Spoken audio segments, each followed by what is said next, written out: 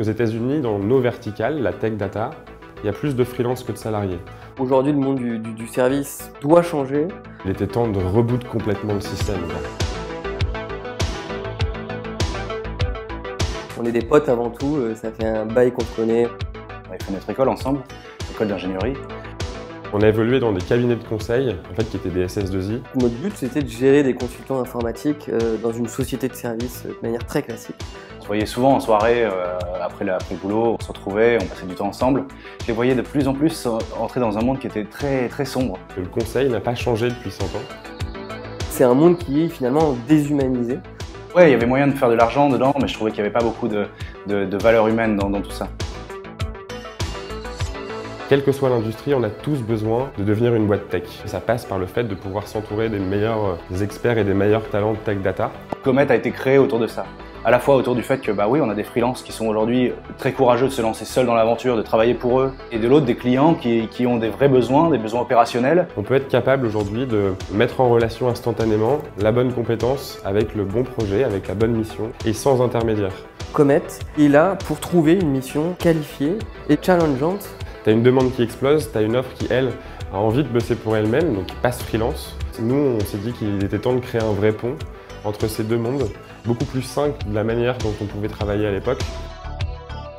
On n'est pas du tout tech, on n'est pas du tout produit, on ne sait pas coder. On a décidé de quitter notre job, on avait mis 300 € chacun dans la boîte, on n'avait rien.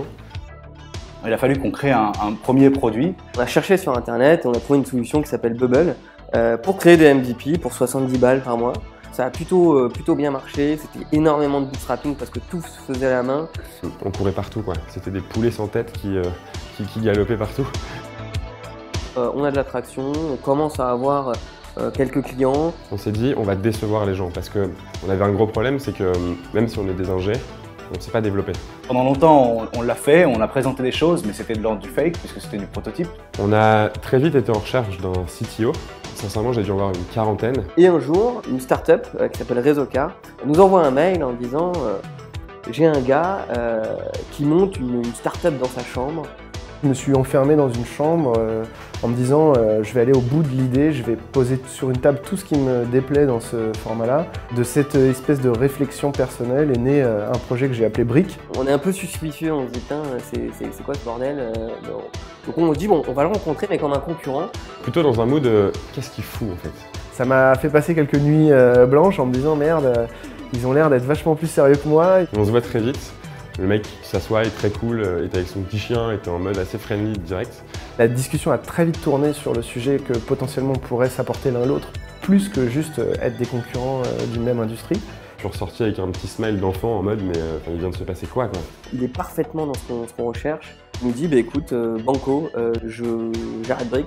Au bout d'une semaine on était déjà là, ok mais c'est quoi la suite, on fait comment viens on t'associe vraiment comme nous et c'est ce qu'on a fait aujourd'hui, il est comme nous. L'aventure qu'on vit aujourd'hui est ouf. À un an, on était 3 tocards derrière un PC dans un appartement où on travaillait dans un salon avec 2 stagiaires. Aujourd'hui, on est une équipe de 25. En janvier, on faisait 50 000 € de volume d'affaires. En septembre, aujourd'hui, on devrait faire entre 550 et 600 000 € de volume d'affaires.